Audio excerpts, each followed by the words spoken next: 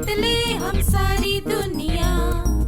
बीच हमें आज बोने दो, रोज उसे थोड़ा बढ़ने दो। छू लेंगे आकाश हम, मन के विचार हकीकत बने। सिद्धि फल से आनंद देंगे, कोशिश कर बढ़े, सोच बुलंद करे।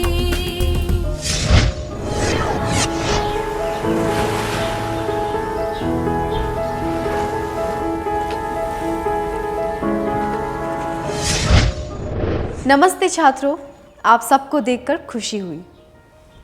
पिछले सत्र में हमने सीखा था कि अनुकूलन क्या होता है, इसके कौन से चरण होते हैं और इसके सकारात्मक परिणाम क्या होते हैं। इस सत्र में हम सीखेंगे कि बदलाव का सामना करने के लिए हमें क्या करना चाहिए। क्या हम आज के सत्र की शुरुआत एक प्रयोग से करें?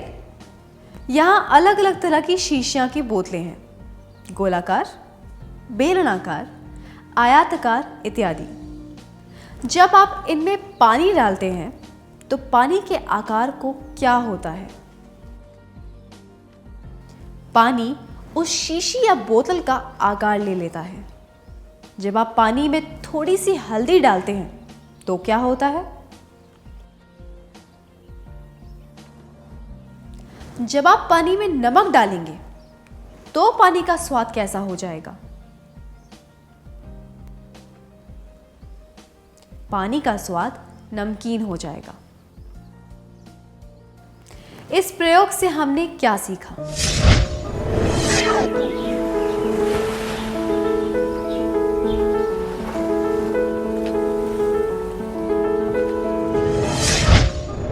धन्यवाद।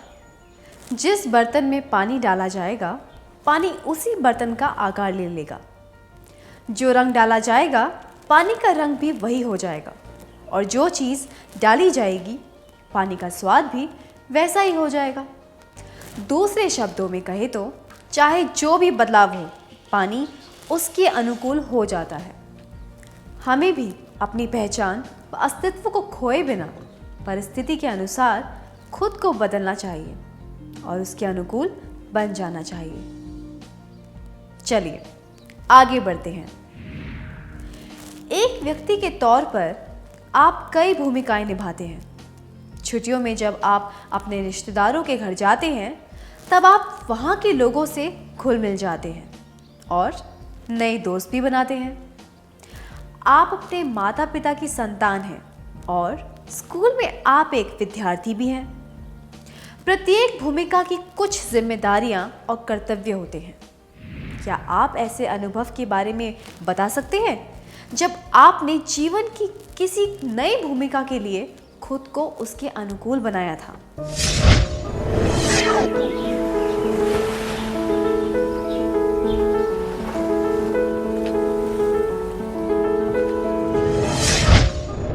अपने अनुभव के बारे में बताने के लिए धन्यवाद। क्या अब हम देखें कि नवीन ने बदलाव का सामना कैसे किया। हर साल नवीन अपने दोस्तों के साथ नई नई जगहों पर पिकनिक के लिए जाता है। आमतौर पर कुमार ही सारी व्यवस्था करता है, पर कुमार दूसरे शहर में रहने चला गया है।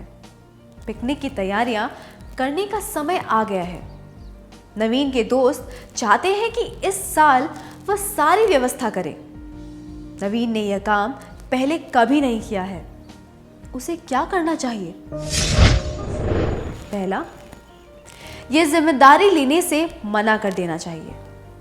दूसरा, कुमार नहीं है इसलिए पिकनिक पर नहीं जाना चाहिए। तीसरा, इस जिम्मेदारी को एक अवसर के रूप में देखकर स्वीकार करना चाहिए। क्या 4 विद्यार्थी आगे आकर इस परिस्थिति का अभिनय करके दिखा सकते हैं? आपको इनमें से एक विकल्प चुनकर यह अभिनय करना है।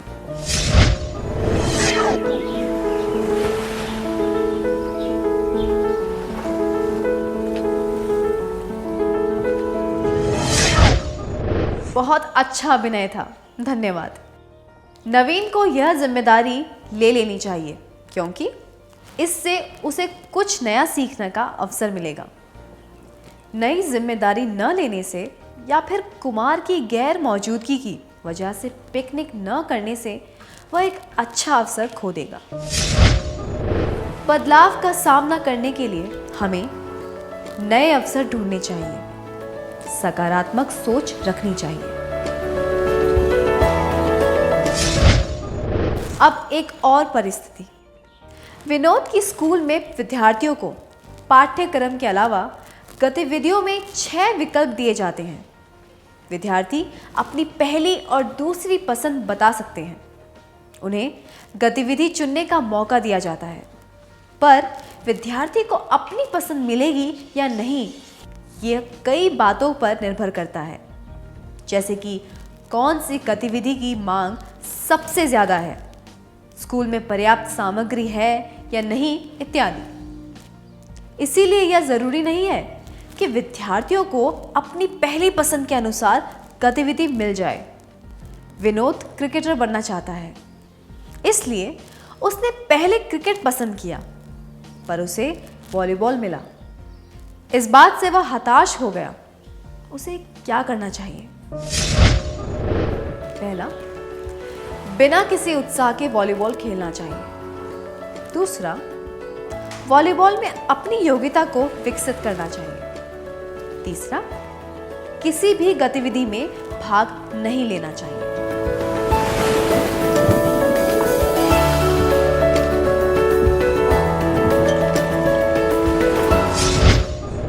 बिना उत्साह के वॉलीबॉल खेलना या फिर किसी गतिविधि में भाग न लेना, ऐसा करने से विनोद को कुछ भी हासिल नहीं होगा। विनोद को हिम्मत नहीं हारनी चाहिए और इसे एक अवसर के रूप में स्वीकार करके नए क्षेत्र में अपनी योग्यता को बढ़ाना चाहिए। मन लगाकर वॉलीबॉल खेलने से इस खेल में उसकी योग्यता तो बढ़ेगी ही, साथ साथ वह शारीरिक रूप से सशक्त और स्फूर्तिला भी बना रहेगा, जो कि किसी भी खेल के लिए आवश्यक है। रोज स्कूल खत्म होने के बाद और छुट्टी के दिन तो वह क्रिकेट खेल ही सकता है और क्रिकेटर बनने के लक्ष्य की ओर आगे बढ़ सकता है। अब एक क्रियाकलाप का समय है। राजीव के पड़ोस में दशहरा का भव्य आयोजन होने वाला है। बच्चों के लिए खेल आयोजित करने की जिम्मेदारी राजीव को दी गई है। राजीव को इसका कोई अनुभव नहीं है। उसे आयोजन समिति के सदस्यों से क्या कहना चाहिए? क्या कोई 3 विद्यार्थी आगे आकर इस दृश्य का अभिनय करके दिखा सकते हैं?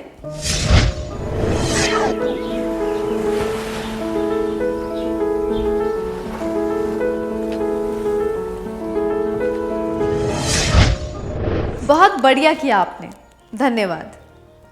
कोई भी भूमिका या जिम्मेदारी लेकर क्या आपने कभी बदलाव का सामना किया है? जैसे कि विद्यार्थियों से पिकनिक के पैसे लेकर जमा करना, स्कूल में किसी समारोह का आयोजन करने में मदद करना, किसी दूसरे शहर या कस्बे में अकेले जाना इत्यादि। क्या आप इसके बारे में सबको बता सकते हैं?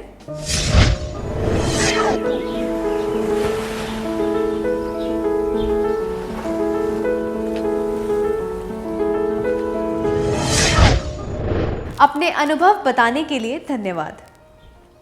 चलिए देखते हैं कि नवीन क्या कर रहा है। नवीन ने पिकनिक की व्यवस्था की जिम्मेदारी ले ली। उसने उन जगहों की सूची बनाई जहां वे जा सकते हैं। फिर उसने दोस्तों के साथ अपनी योजना के बारे में चर्चा की। जिन जगहों पर वे जाने वाले थे वहां उसने ठहरने और खाने पीने की व्यवस्था भी करवाई। जैसे कि तय हुआ था, वे अपनी यात्रा पर निकल गए। पहले 2 दिन उन्हें कोई परेशानी नहीं हुई और दोस्तों ने नवीन की सराहना की। तीसरे दिन वे रॉबिन होटल में ठहरने वाले थे। जब वे वहां पहुंचे तो मैनेजर ने उन्हें कहा कि किसी शादी की वजह से उनके 15 कमरे भरे हुए हैं और उन्हें 2 कमरे और चाहिए। इसलिए अब वह नवीन और उसके दोस्तों को कमरा नहीं दे सकता। मैनेजर ने उनसे माफी मांगी। एक को छोड़कर बाकी सभी दोस्त नवीन को भला बुरा कहने लगे। नवीन बहुत निराश हो गया। उसे क्या करना चाहिए? पहला, बैठकर रोना चाहिए। दूसरा, दोस्तों पर चिल्लाना चाहिए, क्योंकि यह जिम्मेदारी लेने के लिए उन्होंने ही उस पर दबाव डाला था। तीसरा, जिस दोस्त ने हमदर्दी दिखाई थी उसे अपनी भावनाएं बतानी चाहिए।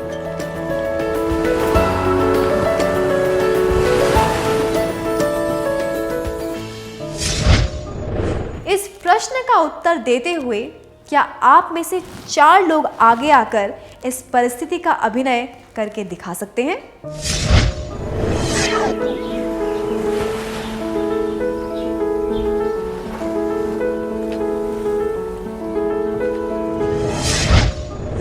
अच्छा अभिनय था, धन्यवाद।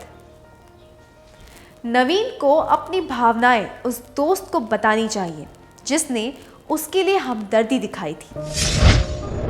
जब हम निराश या हताश होते हैं, हमें मानसिक या भावनात्मक तौर पर किसी का सहारा लेना चाहिए।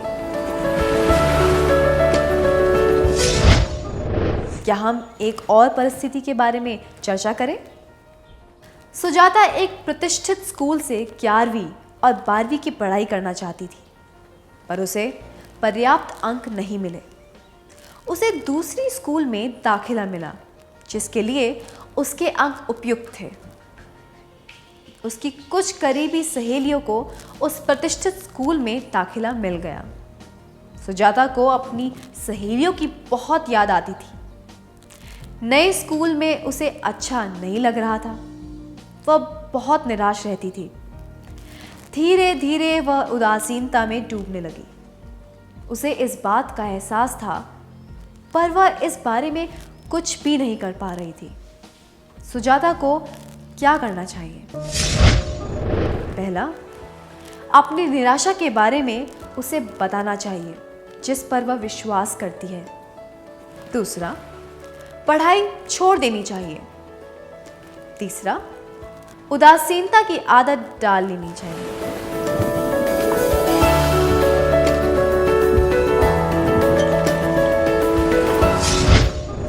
पढ़ाई छोड़ देना या उदासीनता की आदत डालना, ऐसा करने में कोई समझदारी नहीं है। कुछ परिस्थितियों में लोगों को बदलाव का सामना करने में परेशानी होती है क्योंकि वे खुद की भावनाओं को जान नहीं पाते। पर यहाँ हमने देखा कि सुजाता को अपनी स्थिति के बारे में पता था, फिर भी वह खुद को उदासीनता से बाहर नहीं निकाल पा रही थी। इस परिस्थिति में उसे दूसरों से मदद लेनी चाहिए जिन पर उसे विश्वास हो, जैसे कि माता पिता, भाई बहन या करीबी दोस्त। ऐसा करने से ही वह अपनी मानसिक परेशानी को दूर कर पाएगी। इस बारे में दूसरों से बात करने से उसे राहत महसूस होगी।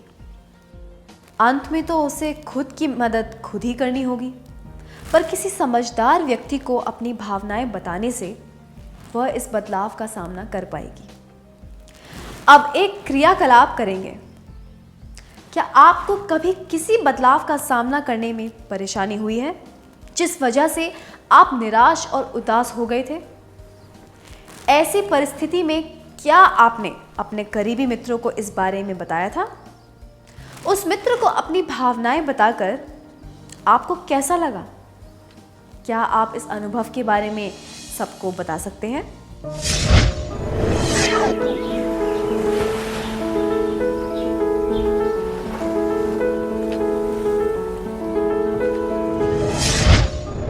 धन्यवाद। क्या अब हम आज के सत्र में सीखी हुई बातों का सार संक्षेप कर लें?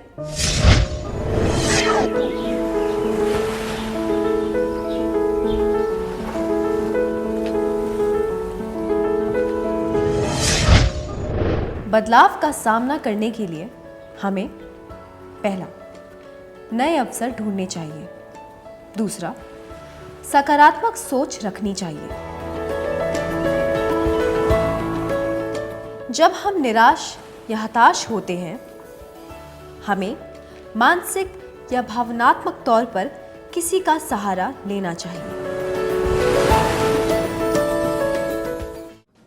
अच्छी तरह सार संक्षेप करने के लिए धन्यवाद। क्या अब हम गृह कार्य लिख लें ताकि ये बातें हमें अच्छी तरह याद रहें?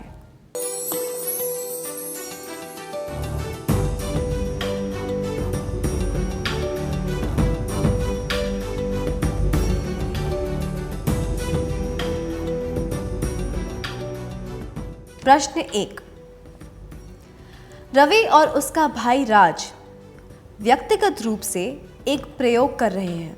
रवि किताब में दिए निर्देशों के अनुसार वह प्रयोग कर रहा है। राज ने खुद ही एक तरीका ढूंढा जिसके अनुसार वह प्रयोग कर रहा है। रवि को राज से क्या कहना चाहिए? जवाब। पहला, जो किताब में दिया है वही करना चाहिए। नए तरीके आजमाकर देखना सही नहीं है। दूसरा, तुम्हारे तरीके को कोई भी स्वीकार नहीं करेगा। अपना समय बर्बाद मत करो। तीसरा, जो किताब में दिया है वह मैंने करके देखा। तुम्हारा तरीका भी रोचक है। मुझे भी सिखाओ कि यह कैसे करते हैं। प्रश्न 2। मुरली और उसके दोस्त एक ऐतिहासिक इमारत देखने जा रहे हैं। बस में बैठा एक यात्री उनसे बातचीत करने की कोशिश कर रहा है। उन्हें क्या करना चाहिए? जवाब। पहला, उन्हें किसी अनजान व्यक्ति से बातचीत नहीं करनी चाहिए। दूसरा, उस व्यक्ति से पूछना चाहिए, आप हमसे बात क्यों करना चाहते हैं? तीसरा, उन्हें ऐसे विषय पर बातें करनी चाहिए जिसमें सबको रुचि हो।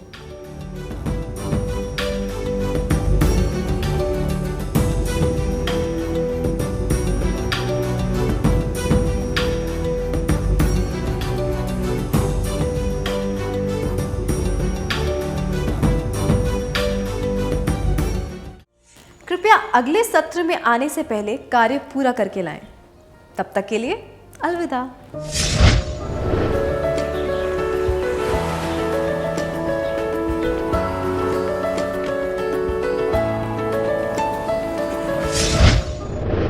नमस्ते छात्रों, क्या अब हम पिछले सत्र के गृह कार्य के बारे में चर्चा करें?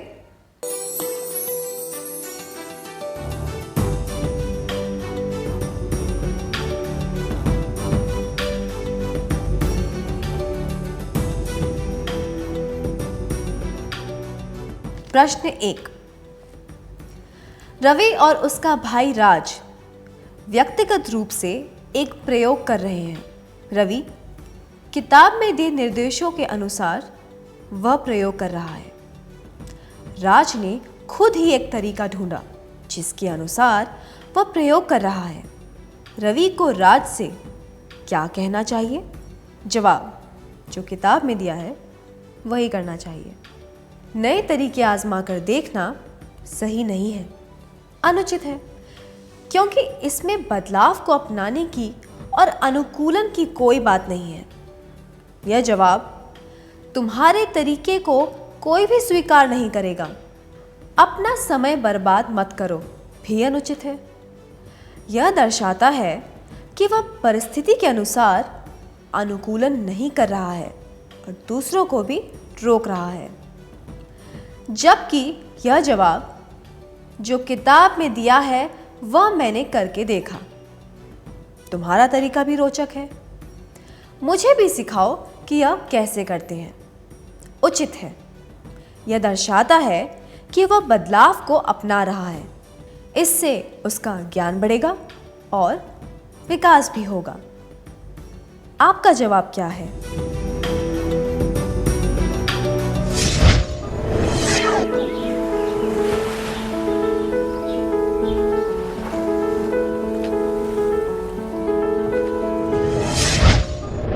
प्रश्न 2। मुरली और उसके दोस्त एक ऐतिहासिक इमारत देखने जा रहे हैं। बस में बैठा एक यात्री उनसे बातचीत करने की कोशिश कर रहा है, उन्हें क्या करना चाहिए? जवाब: उन्हें किसी अनजान व्यक्ति से बातचीत नहीं करनी चाहिए, अनुचित है। केवल परिचित लोगों से बातें करके नए दोस्त और नए रिश्ते नहीं बनाए जा सकते। इससे यह भी पता चलता है कि वे नई परिस्थिति को स्वीकार नहीं कर रहे हैं।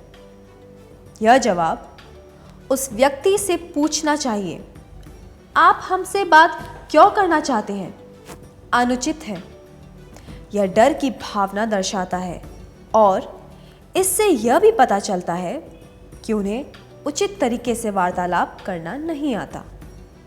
जबकि यह जवाब उन्हें ऐसे विषय पर बातें करनी चाहिए जिसमें सबको रुचि है, उचित है, क्योंकि किसी अनजान व्यक्ति के साथ किसी भी चीज़ के बारे में बात नहीं की जा सकती। पर अनुकूलन के लिए यह ज़रूरी है कि हम अपरिचित या अनजान लोगों के बारे में जानने की कोशिश करें। आपका जवाब क्या है?